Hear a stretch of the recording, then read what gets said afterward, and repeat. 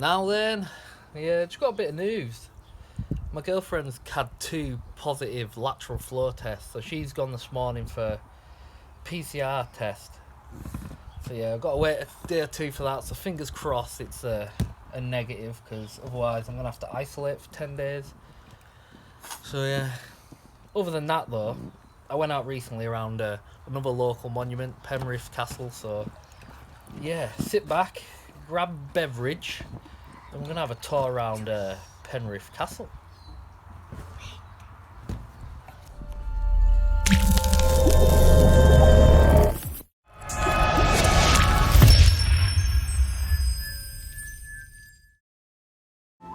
Right, welcome back to another history lesson with Mr. Buttons.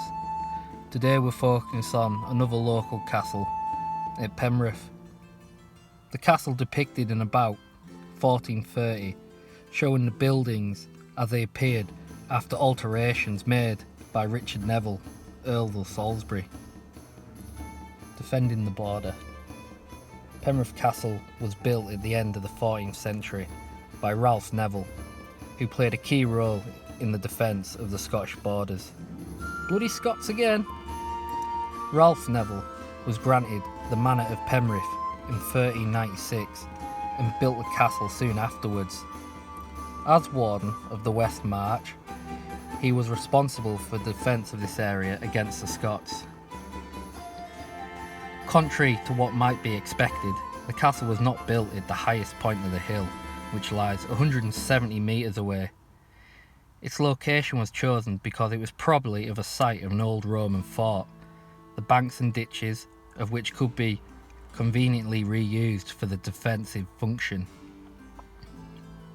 The castle demonstrated Ralph's powerful position and his dominance over the area of Cumbria. His son Richard, 5th Earl of Salisbury, made it his headquarters, probably building the Red Tower in improving the entrance defences.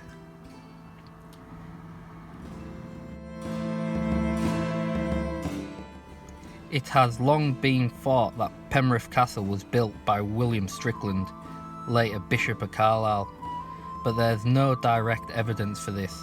The licence granted to him in 1379 and 1399 to build a fortified tower may have referred instead to Hutton Hall, a 14th century tower near the church. Following the death of Richard Neville, the Kingmaker, 16th Earl of Warwick and 6th Earl of Salisbury in 1471, the castle was granted to Richard, Duke of Gloucester, who later became King Richard III. The future king resided at the castle for periods between 1471 and 1485, as he held the position of Sheriff of Cumberland. His role was to secure the county against the Scots and keep the rival local families under control. Richard carried out alterations at castle, transforming it into a suitable residence.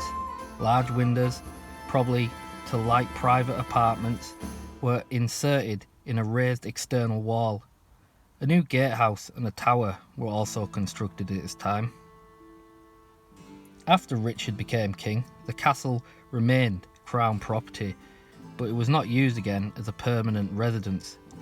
Surveys from the mid-16th century described the castle as partly decayed. After brief use during the Civil War in 1648, the headquarters for the Parliamentarian General John Lambert, the castle was further dismantled. Various farm buildings and a house were cleared from the site before the castle park was laid out in the 1920s. And as you can tell, it's in a bit of a state now, and like any good English historical site, what better way than whack a McDonald's just opposite. But yeah, hope you enjoyed it. As again, I had loads of fun learning about all local areas.